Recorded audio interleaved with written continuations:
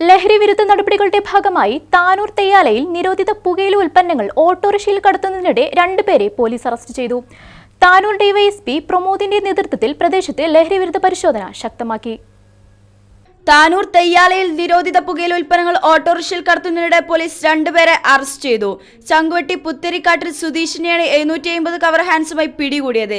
ലഹരി വിരുദ്ധ പരിശോധനയുടെ ഭാഗമായാണ് പോലീസ് നടപടി ശക്തമാക്കിയത്.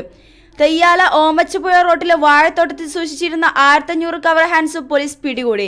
വിൽപ്പനക്കാരനായ കൊറാഡ് മൊയ്തീൻകുട്ടി എന്നയാളെയും പോലീസ് അറസ്റ്റ് ചെയ്തു. മുൻപ് ഇയാൾക്കെതിരെ സമാനമായ കേസുകൾ രജിസ്റ്റർ ചെയ്തിട്ടുണ്ടെന്ന് പോലീസ് അറിയിച്ചു. താനൂർ ഡിവൈഎസ്പി പി പ്രമോദിന്റെ നേതൃത്വത്തിൽ പ്രദേശത്ത് ലഹരി വിരുദ്ധ പരിശോധന കർശനമാക്കി. SI NR സുജിത്തിന്റെ നേതൃത്വത്തിലുള്ള ഡാൻസ് ഓഫ് സ്ക്വാഡിന്റെ ഇടപെടലിലൂടെയാണ് നിരോധിത പുകയില ഉൽപ്പന്നങ്ങൾ പിടികൂടിയത്. സംഭവവുമായി ബന്ധപ്പെട്ട് കൂടുതൽ അന്വേഷണം നടത്തുമെന്ന് പോലീസ് അറിയിച്ചു. നിരോധിത പുകയില ഉൽപ്പന്നങ്ങൾ വ്യാപകമായി കൈമാറപ്പെടുന്നതായി വിവരം ലഭിച്ചതിനെ തുടർന്ന് താനൂരിലും പരിസര പ്രദേശങ്ങളിലുമുള്ള പരിശോധന കൂടുതൽ ശക്തിപ്പെടുത്തുമെന്ന് അധികൃതർ അറിയിച്ചു.